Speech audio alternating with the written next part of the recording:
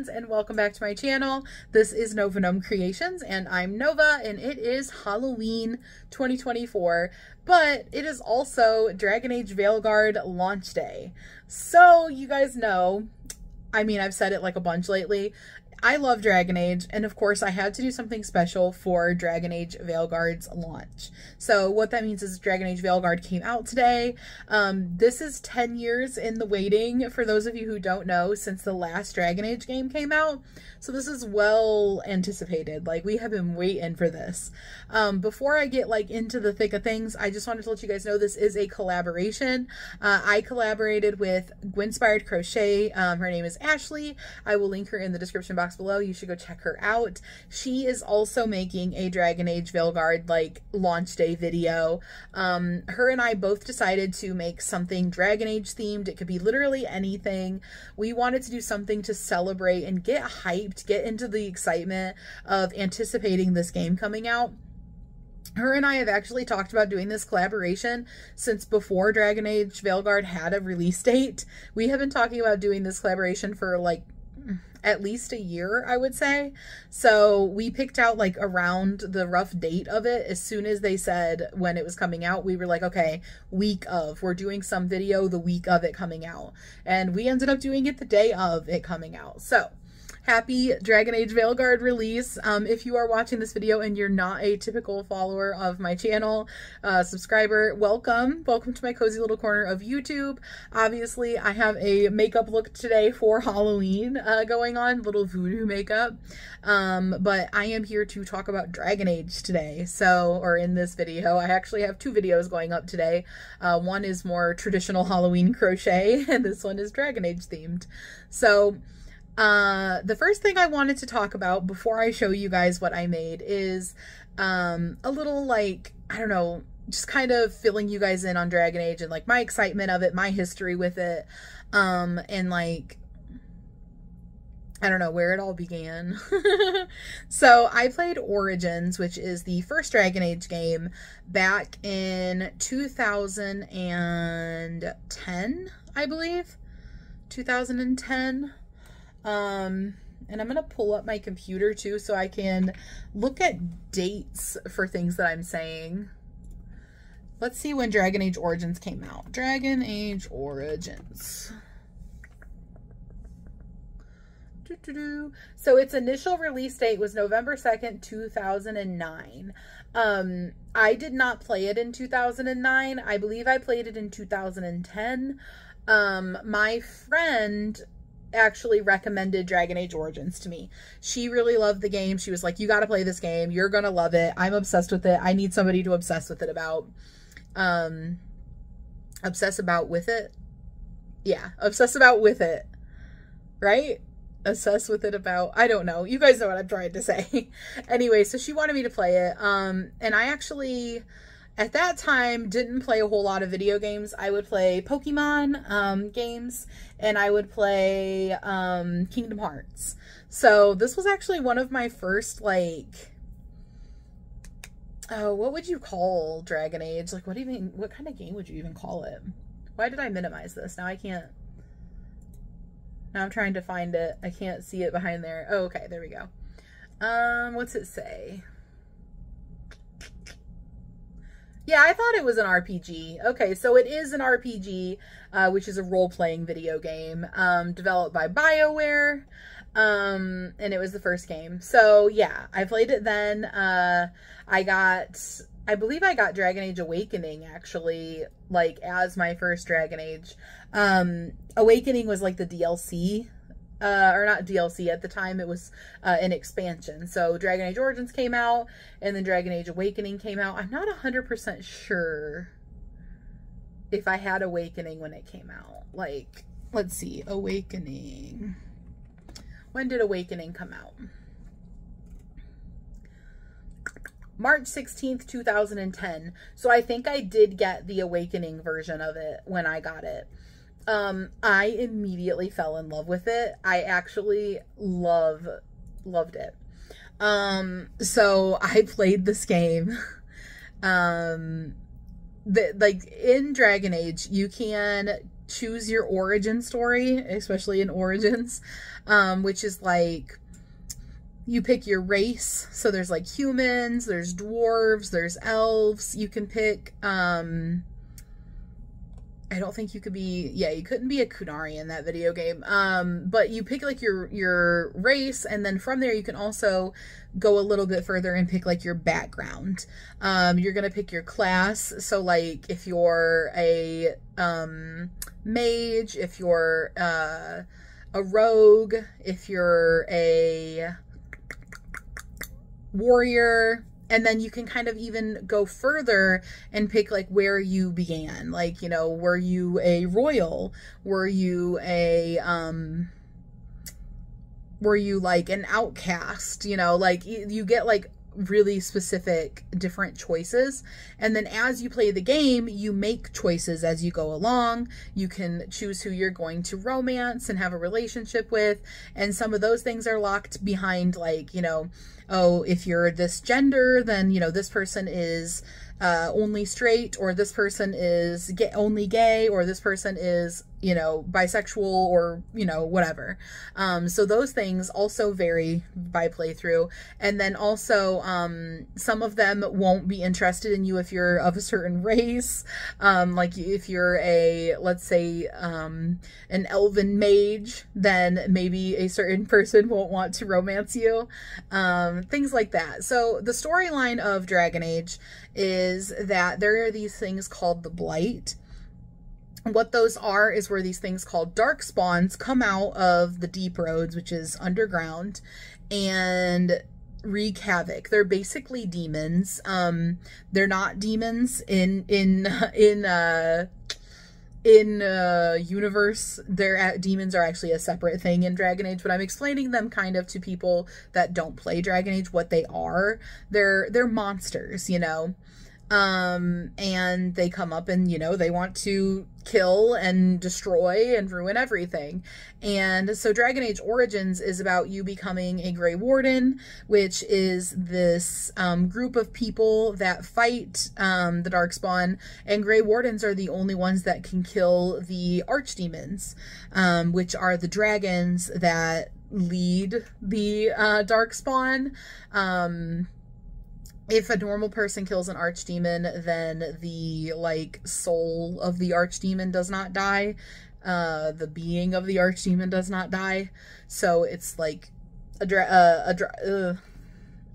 Grey Warden needs to kill them. That's kind of the gist of the story of Origins. There's a lot more to it. It's a really great video game. I highly recommend you playing it. And I did not really spoil anything, I don't think, from what I just said. So if you do decide to play it, that was a spoiler-free kind of overview of Dragon Age. But I played Dragon Age, and then I played Dragon Age 2. Dragon Age 2 is actually a bit different. Dragon Age Origins takes place over the entirety of Ferelden, which is a continent. Then Dragon Age 2 actually takes place in one city, which is kind of, when you play Dragon Age 2, you're like, this is so weird. This is so different. Fantastic game. Fantastic characters. Great story. You're going to meet a character named Varric in that game. I love Varric. He's a great character. He's this dwarf that has, he's an author. He likes to, you know, spin tales, and he's sassy and sarcastic and funny. And he actually goes on to be in Inquisition, which is the one that came out 10 years ago, which is the last one. That's the third installation in the franchise. And, that one actually came out a couple days before I got married. So I was super excited about that. But it got so, like, swept up in everything because I had people coming from out of state for my wedding. Just a lot of stuff going on for my wedding all around that same time when Dragon Age Inquisition came out.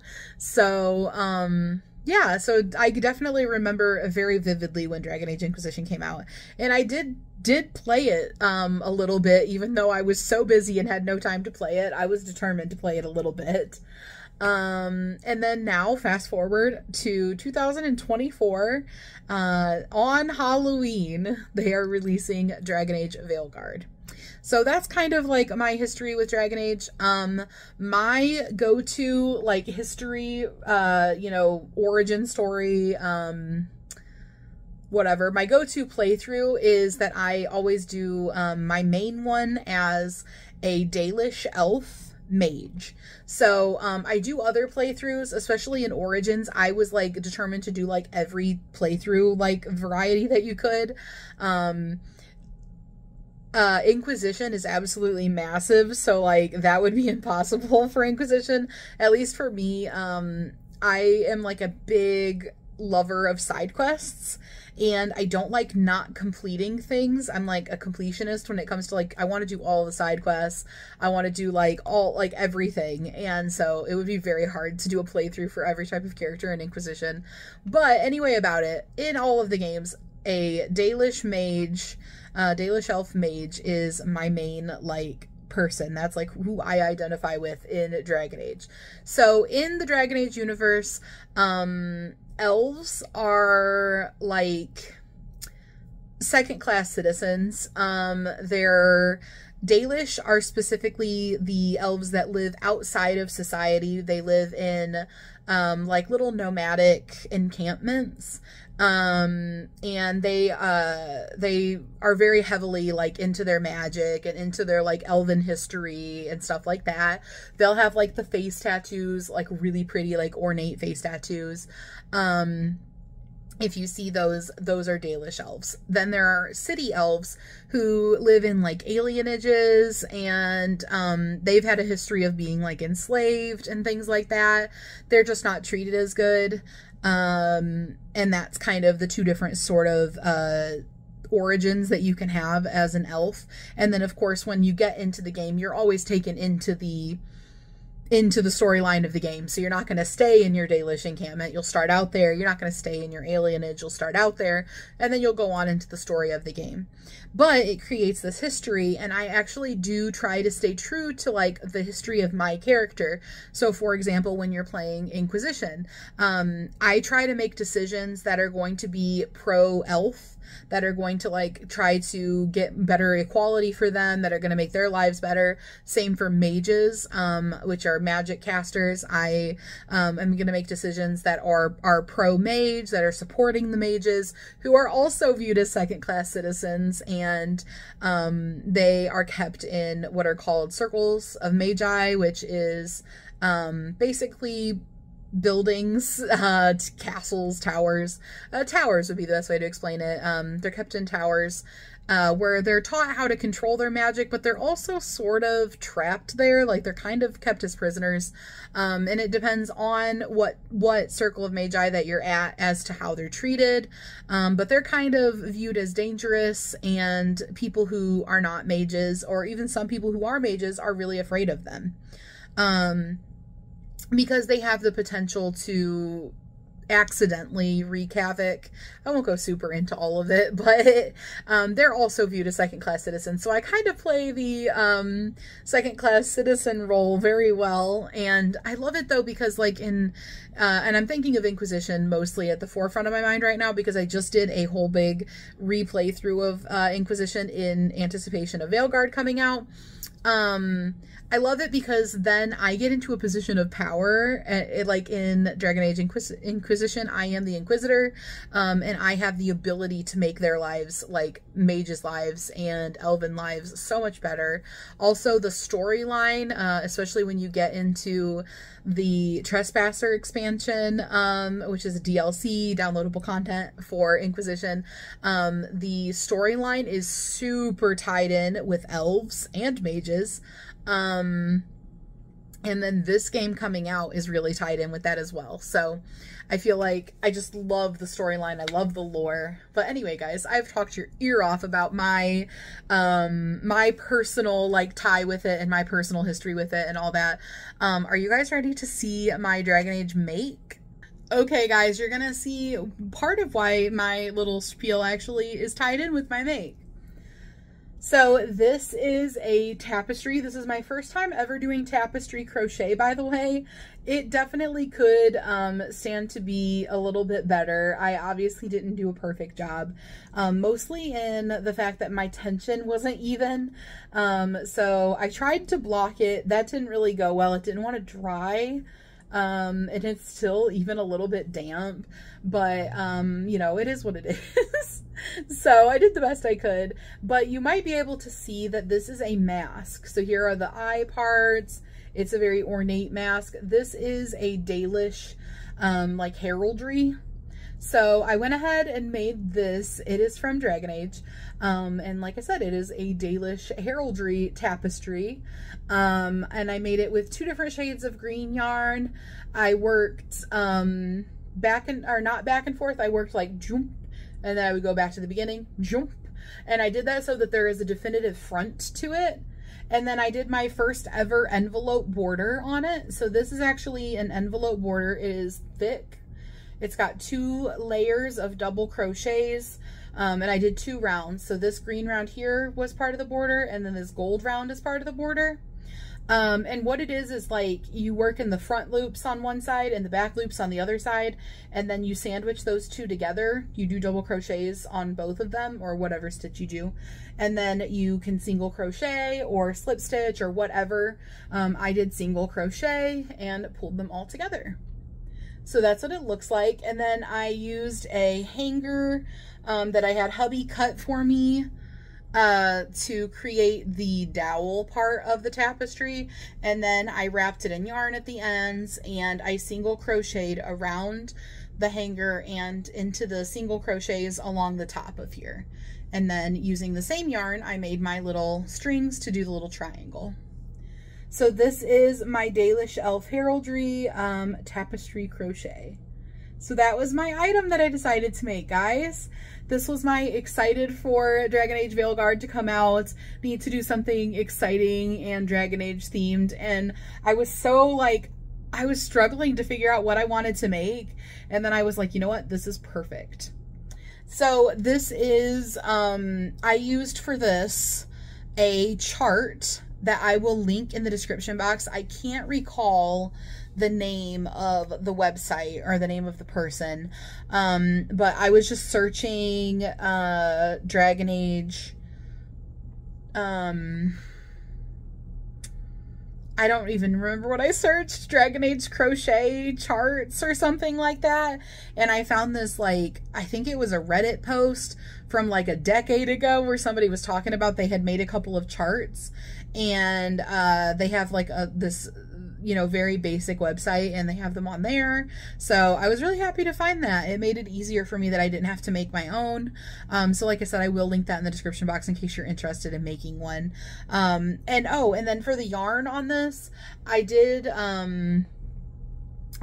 double strand to do gold sequins. I did a gold sequin strand with the gold yarn that I was using. So that is what I've got going on. I'm so happy with it.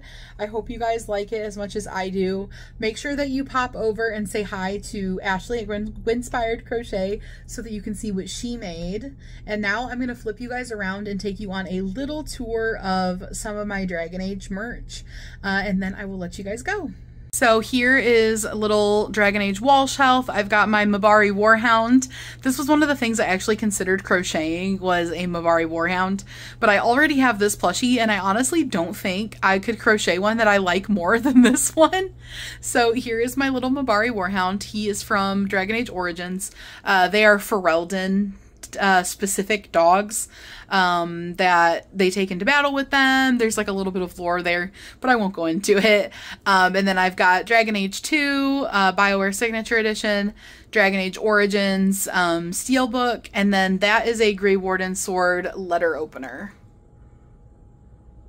And I actually played these games on PlayStation 3, but I got them for PC for collectible purposes.